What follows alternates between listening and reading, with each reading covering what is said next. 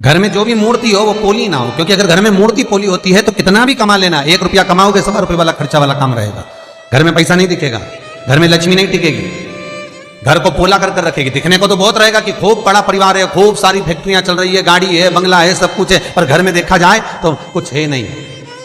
आपको ये मूर्ति कहीं पीपल के पेड़ के नीचे नहीं रखना है, आपको ये मूर्ति कहीं मंदिर में छोड़कर नहीं आना है। ये जो पोली मूर्ति आपके घर में है तो इसमें देखो, अगर इसमें मेन भरा जाए, बाजार में मेन मिलता है भगवान के श्रृंगार का, वो मेन को उस मूर्ति के अंदर भर दो जिससे मूर्ति ठोस हो जाए। पोली मूर्ति ना रखी जाए। और घर के अंदर जितनी भी मूर्ति रखो, घर के अंदर जितनी भी मूर्त आप विराजमान कर रहे हो, उस घर में जो मूर्ति है वो मूर्ति का आकृति छोटी रखो, जितनी छोटी होगी उतना शुद्ध है। शिव महापुराण की कथा कहती है रोग से मुक्ति देता है शंकर, कर्जे से मुक्ति देता है शंकर। इसलिए आपको कहा था जिंदगी में अगर कर्जा बढ़ गया है, बहुत कर बढ़ गया, बहुत रुपया देना है लोगों का, टेंशन पर टेंशन आ रहा है, कहीं किसी रूप में परेशानी आ रही है, प्रशासनिक परेशानी आ रही है, तकलीफें बढ़ रही है, तो एक काम करो, दारिद्र दुख दहन स्त्रोत का पाठ चालू कर दो। पहले भी बताया, दारिद्र दुख दहन का स्त्रोत का पाठ चालू कर दो, जो शंकर का स्त्रोत है, शिव स्त्रोत।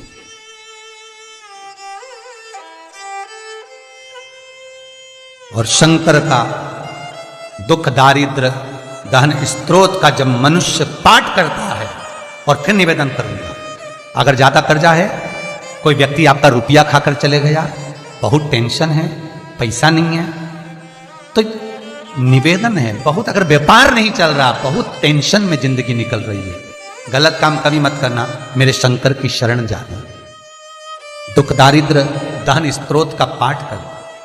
शिव महापुराण की कथा कहती है घी का दिया लगाइए, और घी का दिया लगाकर शमी की पत्तियों को, शमी पत्र को आपसे बन जाए 5, 7, 22, 11, 33, 44, 55, जितनी बन जाए, हाथ में लेकर जिस व्यक्ति से पैसा लेना है, व्यापार नहीं चल रहा था, उसका स्मरण, कर्जा बहुत हो गया, शिव से स्मरण, दुख दारिद्र दहन स्त्रोत का पाठ कर, दुख दारिद्र दहन स्त्रोत का पाठ कर कर शंकर पर शमी पत्र समर्पित कर।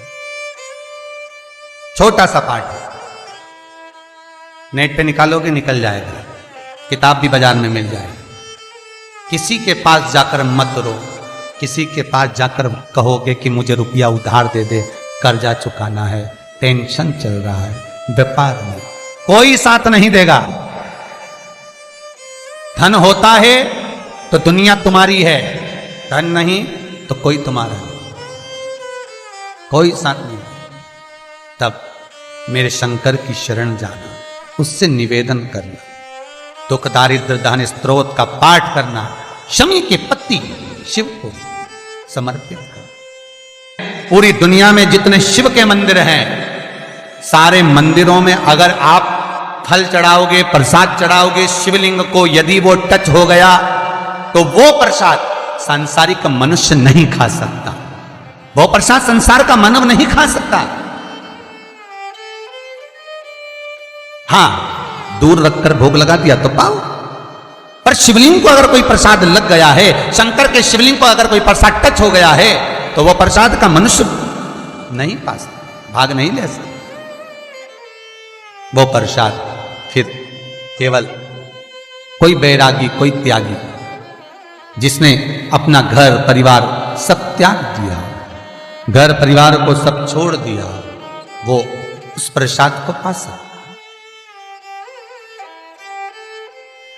शिव महापुराण तो यहां तक कहती है, भगवान नाथद्वारे का प्रसाद आप 2-4 दिन रख लो, श्री जी बाबा का प्रसाद रख लो, वेंकटेश बाबा का प्रसाद रख लो, सत्यनारायण भगवान का प्रसाद 2-4 दिन रख लो, तुम्हारी मर्जी पड़े, जिस प्रसाद को आप 4-5 दिन रखो। पर शंकर भगवान की पूजन का प्रसाद, शंकर के स्तवन का प्रसाद, भगवान शंकर का प्रसाद पूरी रात नहीं रखा था।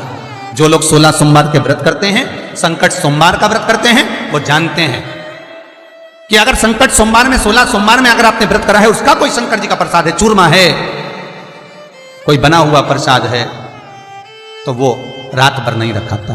क्यों? भगवान का प्रसाद तो रख सकते हो, पर शिव का प्रसाद रात भर नहीं। किस लिए? क्योंकि शंकर का प्रसाद रात जैसे जैसे ढलती है, रात जैसे अपने अपने आनंद पर आती है, रात्रि जब पूर्ण रात्रि में आवे, तब भगवान शंकर के प्रसाद पर प्रेतों का हिस्सा, भूतों का हिस्सा, शंकर भगवान के गणों का हिस्सा उसमें आ जाता है।